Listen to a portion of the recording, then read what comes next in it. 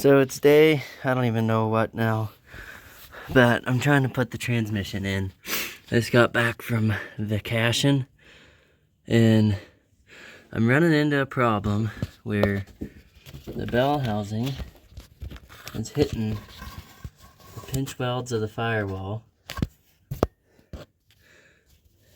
and the input shaft is hitting the fingers on the clutch, because this clutch sticks out further than the 6.5s do. I got the engine about as low as it can go. I might have to lower it down and pry on it some,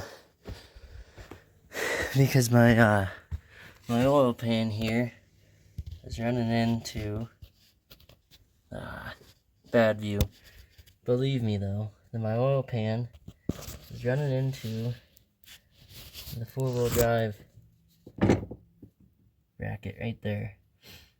So I'll lower it down, pry it over some, see if I can get anything out of it to get it lower, and then go from there. But something to be mindful of. This is a lot more of a fight when it's all put together because of that pressure plate. So if you're unsure of your current location, let me inform you that you're underneath a 1995 Chevy 1-ton, well, 2000 Chevy 1-ton frame, titled as a 95. Anyhow, with the LB7 Duramax installed, with a bolt through the motor mount and everything. No nut, but just a bolt. And an NV4500 just chilling back here behind it, with my hydraulic line coming out. I got 4 bolts in it so far. I gotta get those top 2 in, and then we'll be living pretty large. It didn't suck that bad, but I definitely had to lower the engine down and pry it off of that mount there, the 4-wheel drive mount. So we'll see where it sits after I put the cross member in, but last time I did this, I remember that being okay, and I extended those mounts just a hair, so it should be better than it was before. I'll figure that out later. Couple notes.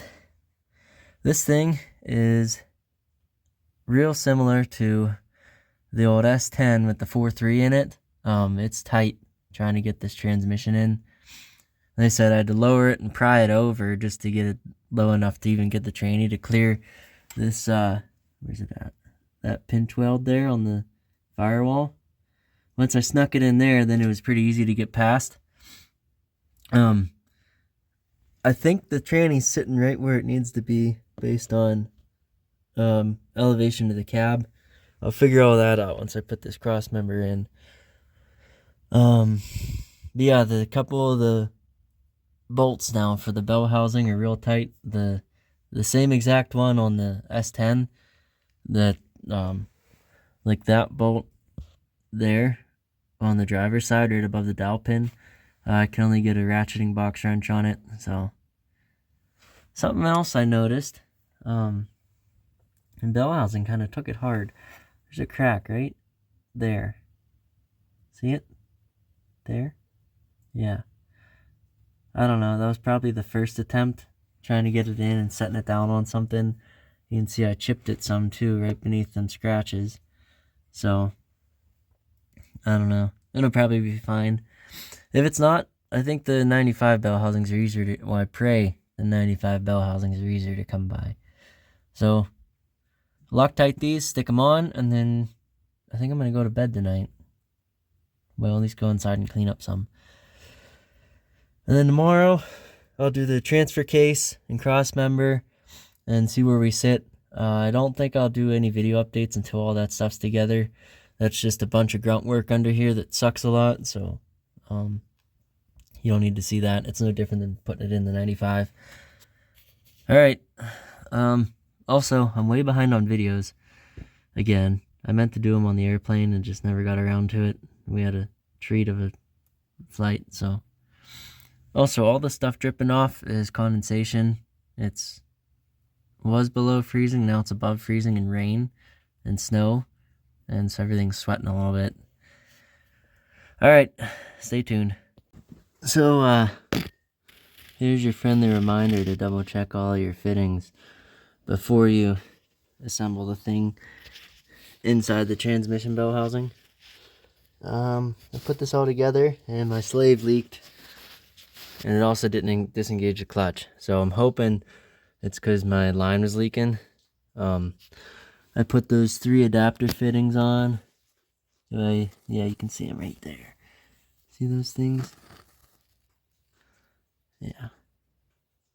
It was leaking out of them. So I just snugged them up. I'm going to slip the tranny back in and hope for the best. Yeah, this is kind of dumb, but it's on me. Look, I'm not here to tell you I'm an expert in my trade or anything, but we got a transfer case in here. We got a half. How's that? That's easier to see. There's a transfer case here. I gotta put the rear drive shaft in yet, but the front drive shaft is in. But look at this right here. You see them bolts? That's the original position of the transmission. I got the bolts in the cross member. I got the bolts in the transmission mount and in the tranny. And you can't even see the circle where the washer used to be. It covered up the dirt spot identically. So I'm pretty pleased with how that turned out. We are a little tight up there. Let me shine some light on it. Right there. There's still daylight, but not a lot. Let me go over here. Well, that's as far as I can go. Anyhow, there's definitely daylight there, but I'm gonna go in and clean it up with a grinder some more. If I have to, I'll plate the bottom of it, but I don't think that that's gonna break off.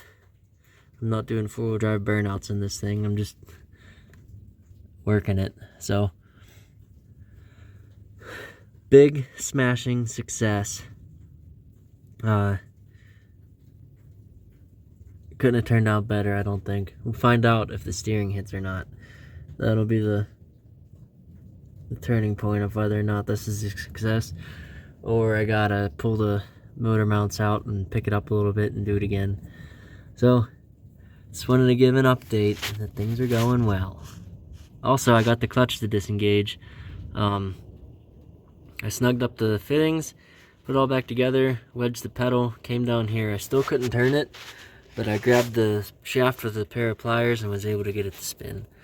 So, we'll see if it drags or not. I don't think it will. I'm thinking just because it's all new stuff, that'll be a surprise when we get there. I'm going to try to get the drive shafts in and then be done underneath it here for a while. That way I can get this thing back down low and work on the core support and go from there. So we're getting ready to shut her down for the day. Here's where I'm leaving off. Well, not completely leaving off. I put the core support in the old rad just to make sure that the fan cleared. And where it sits is pretty decent. The shroud fits almost nicely. It rubs in the top driver's side corner. Not too bad. I'll just take a razor knife or something, or a flap disc, and just grind this rib down some on the shroud. The other thing that I had is that my oil pan's real close to the steering shaft. I don't know if I said this once or not, but I'll say it again.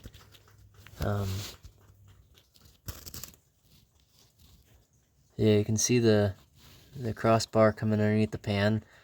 I'm a little bit far towards the back, and so I put a pan or a jack under the pan, and I picked the engine up. I think I only went up about 1/8 inch or something, and it works. It looks really good. It actually sits nice and level now. I was like, all right, I'll take my motor mounts out. Yeah, see it? There's the oil pan, and there's the steering bar now. It looks a lot better. There's a good 1/4 inch or something. So, I'm happy with that. So I was getting ready to pull the motor mount off, and as luck would have it, you can't, because those tabs that you're supposed to cradle your mount in that I didn't make my mounts big enough for. These things right here. See that thing? That's hanging up and it won't let the mount come out. So, in the interest of not pulling the engine back out to pull the motor mount, I'm just going to make 1/4 inch washers to go behind that out of the same steel. I'll just cut squares out, drill them, and then sneak them in, put the hardware back in. Oh, the bolts are going to be too short then. Crap. Alright, so I'm going to pick the motor up on the oil pan until I can't, and then see if I can get that thing out of there. But it'd be nice to just not have to pull the engine out again. I'm this far. The tranny's bolted in. We'll see. That's kind of where I'm at today. So, big successes today, and just a couple hiccups along the way. So, like I said, I just got to make that hole 1/8 inch lower than what it is, and we'll be set. More to come. I don't know. It's Saturday. I think tomorrow I'm going to do fun things instead of work on this. So, might be another week before I get anything done. Plan C. You got the floor jack out on the transmission, and it helped out my little scissor jack on the oil pan. So, got her out. Grab the core support and bring all that stuff out front. Well, maybe I'll just do the motor mount first. I got a couple hours tied up in that thing, and then we'll do the core support maybe throughout the week or something. These are kind of neat when they bolt on the block like this. Let me set it down. When they're on the block like this, and that there is about vertical, so when I move my hole, I just have to move it straight down parallel to that line.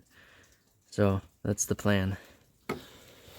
See how bad I can mess it up and go from there. It's the day after I just got all the drive shafts and everything in, and the front of the motor was a little bit tight on the steering shaft. I debated, and I finally rebuilt the right hand motor mount. So that's like Rev 4 on these things. And looking at it, I probably could have stood. It's really hot right now because I just welded it, but I could have stood to move these things this way on the backside, so that it actually would have worked out in my favor. If you split these back 2 holes with the mount, then you have to fight them for trying to put the bolts in. That kind of sucks. And then it also moved the front one out of the way as well. Just maybe, I don't know, a 1/2 inch or so would be more than enough, and it'd give that oil pan the notch that it needs on the steering shaft. So in lieu of that, I picked it up. I got about a 1/4 inch of clearance. I think that's enough. We'll see how much. I don't think that engine will bounce that much. And when it rocks, it kind of moves away from the shaft. So going forward, though, I think if I were to do this for someone else or myself again, I'd probably just buy the LS swap mounts. After you redo something 3 or 4 times, it becomes cost effective to spend the $100 or $200 or whatever it costs. I don't know. I'm still debating whether or not to move them, but I don't think I will. Unless this gives problem, then I'll move them. Like I said, a 1/2 inch back. I finished the 6.5 harness. This is the PDU for it, and I got it all loomed up nicely. Same thing as the other one. It's got this pigtail coming out of it, and that's all my wires going to the Duramax. So once those are both in, then I can pin that to that big plug over here, this guy, and that'll be my integration plug. So that's going to turn out pretty nice, and we'll see where we end up by the end of today. Moving on.